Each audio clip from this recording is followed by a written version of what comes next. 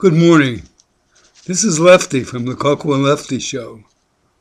Coco is still asleep and has not yet heard this. Last night I experienced a lucid dream.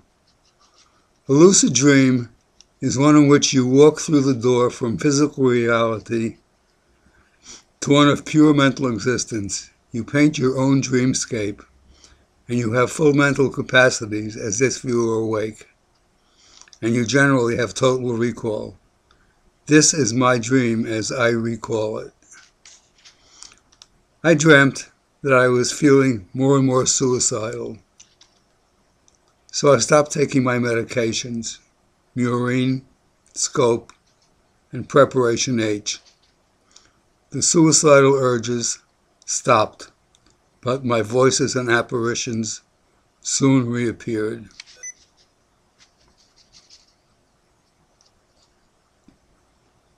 First, my mother was screaming at me for not being a real doctor like her friend's son, but just a tooth puller.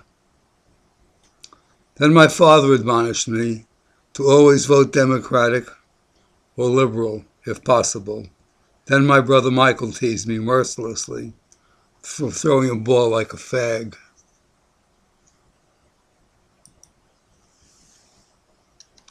Next in the sequence was the Virgin Mary, sitting on my bed, imploring me to join Jews for Jesus. I told her that if she didn't leave, I would rescue her son from the cross, and there would be no Christianity.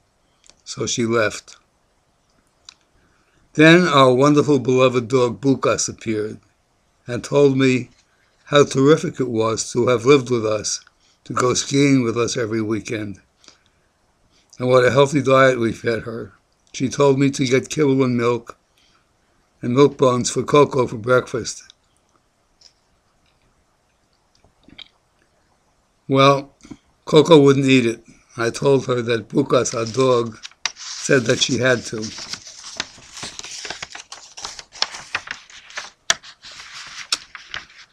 So Coco called my psychiatrist, Dr. Schiff, and told him that I had stopped taking my medications and was hearing voices and making her eat dog food.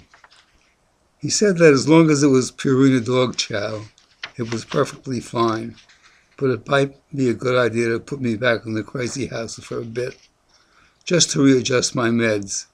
I like this because I have a lot of friends there. Well, Shirley couldn't be left alone while I was away because she had broken her hip and couldn't get about unaided. She can't drive, so she can't go shopping. And besides, even if she does go shopping, she doesn't know how to cook.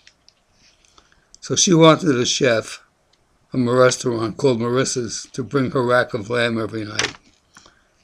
I suggested that we find someone from a homeless women's shelter. And we ended up with a former chef from Ruth's Chris who had been fired for alcoholism and a penchant for amphetamines. A happy ending to the story. Now here's some news from the Middle East. Thousands of Muslim pilgrims who circled the sacred Kaaba in the Grand Mosque in Mecca suddenly turned to butter before the unbelieving eyes of millions. Little Black Sambo and his parents, Black Mumbo and Black Jumbo, were visiting from Pakistan and saw the pilgrims turn to butter after Sambo had given them each a white scarf.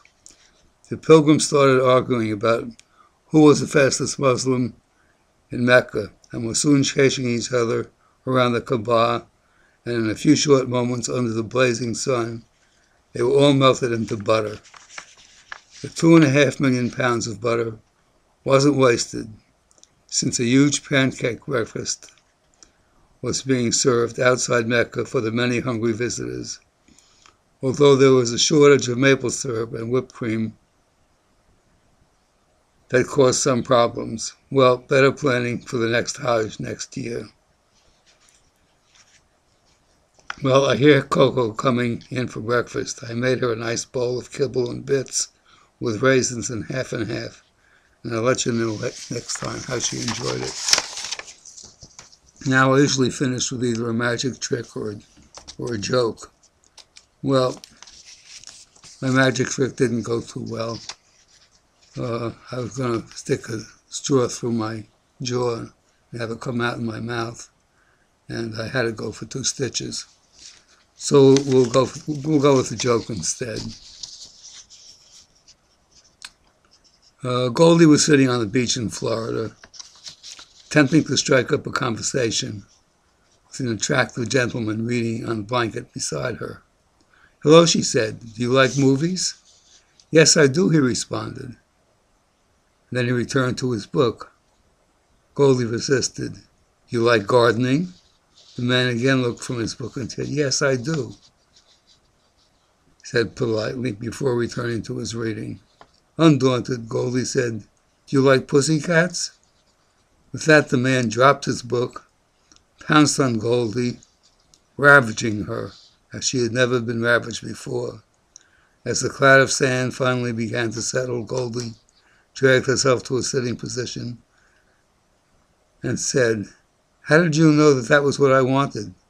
The man thought for a moment and said, "How did you know my name was Katz?" And that's our show for today. See you soon. Bye-bye.